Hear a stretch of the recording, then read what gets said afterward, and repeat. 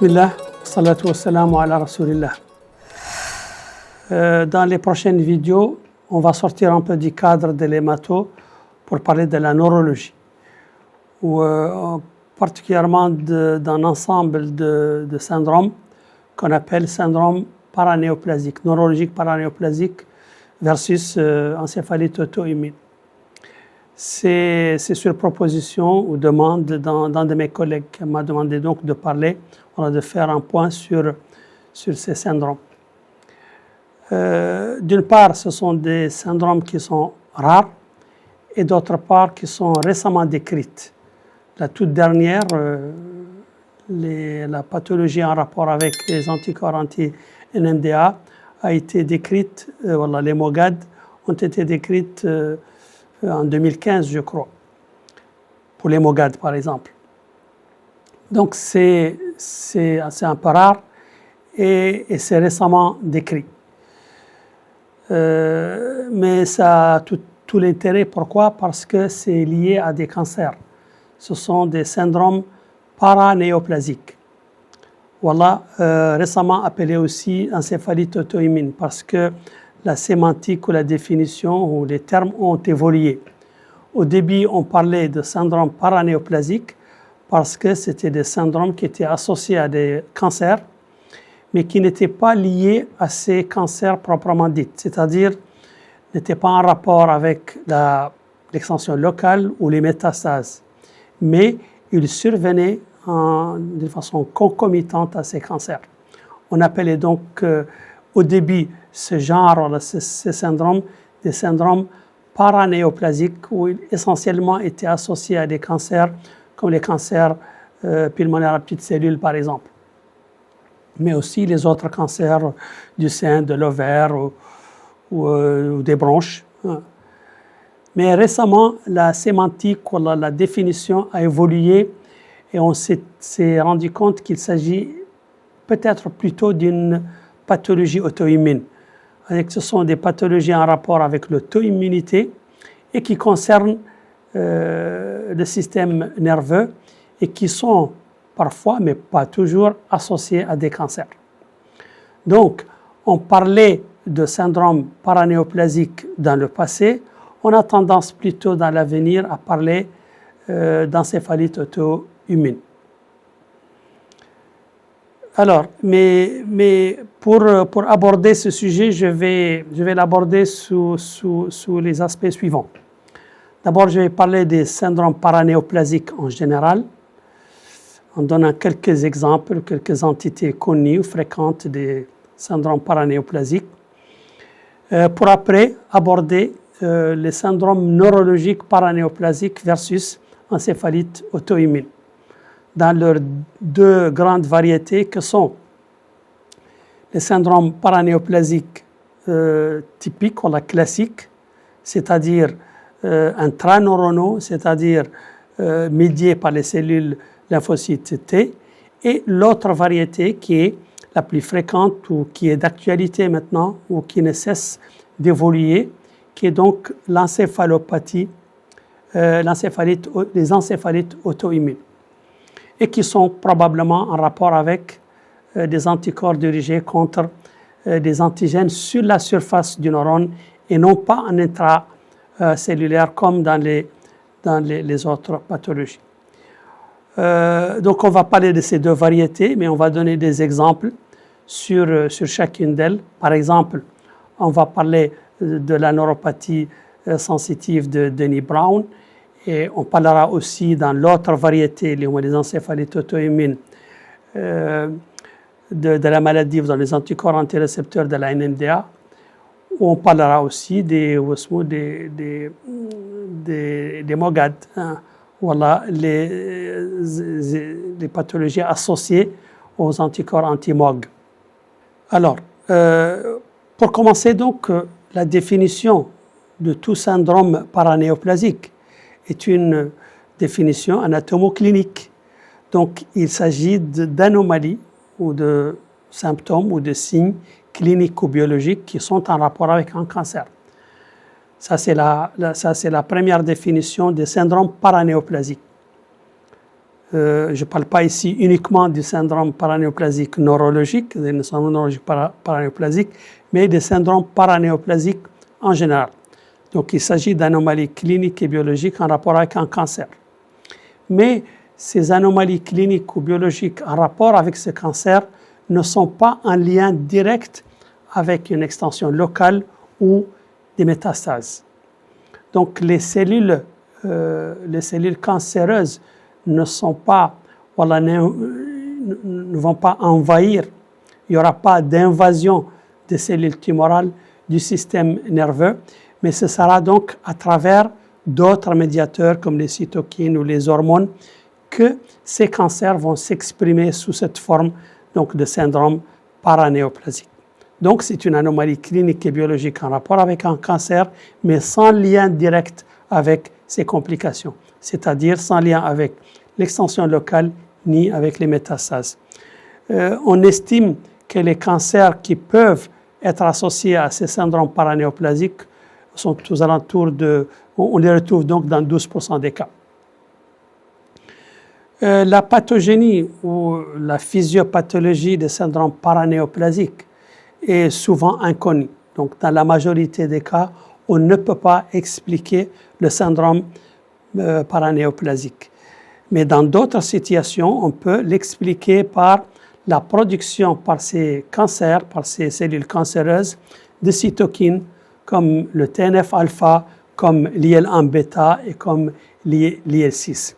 Ces cytokines pro-inflammatoires sont responsables de ce qu'on appelle les signes généraux comme l'amaigrissement et la fièvre qui sont fréquemment associés, on l'a retrouvé lors du cancer.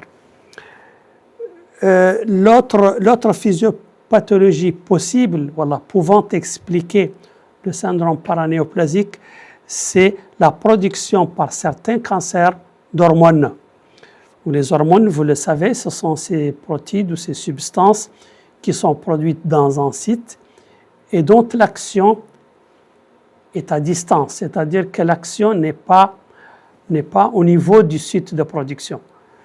Par exemple, le pancréas produit de l'insuline, mais cette insuline va agir plus loin dans pratiquement toutes les cellules, et particulièrement les cellules musculaires ou adipeuses. Donc, ce sont des hormones produites par ces cellules neurologiques et donc ces hormones vont s'exprimer cliniquement par ces syndromes paranéoplasiques. On citera certainement l'hyponatrémie dans le cadre du SIAD ou le syndrome de Schwarz-Barter. On citera certainement la PTH-related peptide qui est en rapport avec l'hypercalcémie maligne ou finalement dans l'IGF, l'insuline growth factor, l'insuline-like growth factor type 2, comme on appelle le big IGF 2.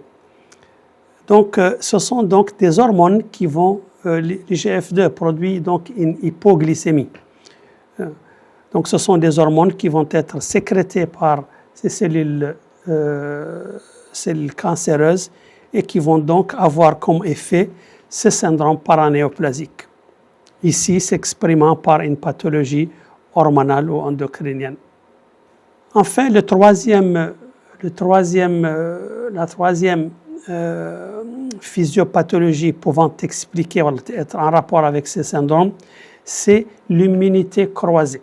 Vous savez, le système immunitaire est destiné à lutter contre les infections, mais aussi contre les néoplasies. Chaque fois qu'une cellule tumorale commence à se multiplier, le système immunitaire a pour tâche d'éliminer ou de détruire cette cellule. Ce processus se produit tout le long de la journée, tous les jours, toutes les minutes. Il y a des cellules cancéreuses qui essaient de s'exprimer, mais le système immunitaire, ou particulièrement les cellules T, sont là pour les détruire ou les empêcher empêcher leur expansion. Et donc, le fait qu'un cancer peut produire des des syndromes paranéoplasiques peut parfois s'expliquer par ce qu'on appelle la mimicrie. La mimicrie, c'est-à-dire que les antigènes exprimés par les cellules cancéreuses sont certainement prises pour cible par le système immunitaire, mais ces cellules, ces protéines exprimées par les cellules cancéreuses sont parfois exprimées aussi par les cellules saines de l'organisme, comme par exemple dans le cerveau ou dans d'autres situations, dans d'autres tissus.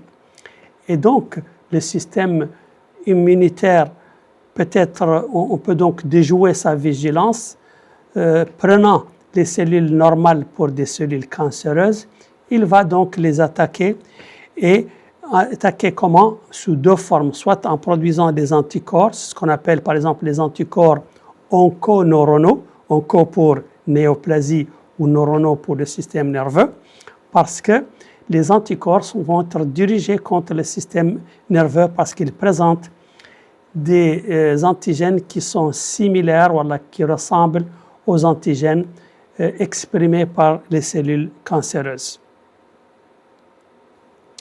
Maintenant, quel est l'intérêt de ces syndromes paranéoplasiques?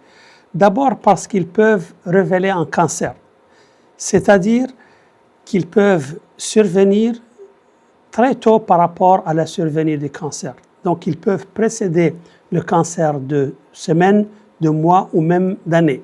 Avec que sa présence doit nous faire rechercher la survenue ultérieure d'un cancer et donc va servir ici comme marqueur tumoral de dépistage. Et on sait tous qu'un cancer dépisté très tôt a plus de chances d'être bien traité ou même guéri par rapport aux cancers qui vont s'exprimer tardivement, qui vont être découverts tardivement. Donc, le syndrome paranéoplasique peut précéder le cancer de quelques années ou quelques mois, révélant ainsi, dépistant ainsi le cancer et participant à sa prise en charge précoce et sa bonne prise en charge.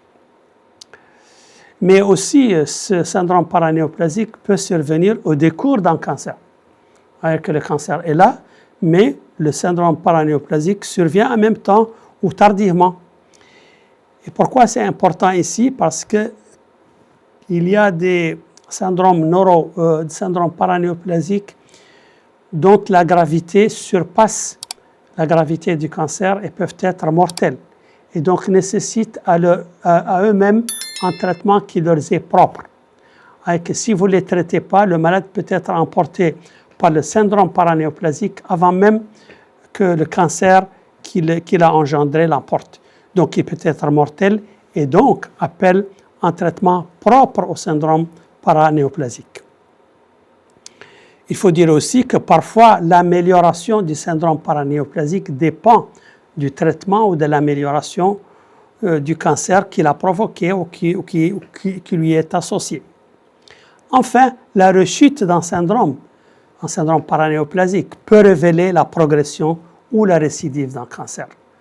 On sait que de plus en plus de cancers sont actuellement traités, voire même guéris, mais parfois l'évolution de ce cancer peut être émaillée d'une récidive ou d'une progression. Et ceci peut être dépisté ou révélé par la rechute d'un syndrome paranéoplasique. Donc les syndromes paranéoplasiques sont des alertes, sont des marqueurs de la présence d'un cancer qui doivent vous faire rechercher systématiquement ces cancers. Assalamu alaikum wa rahmatullah.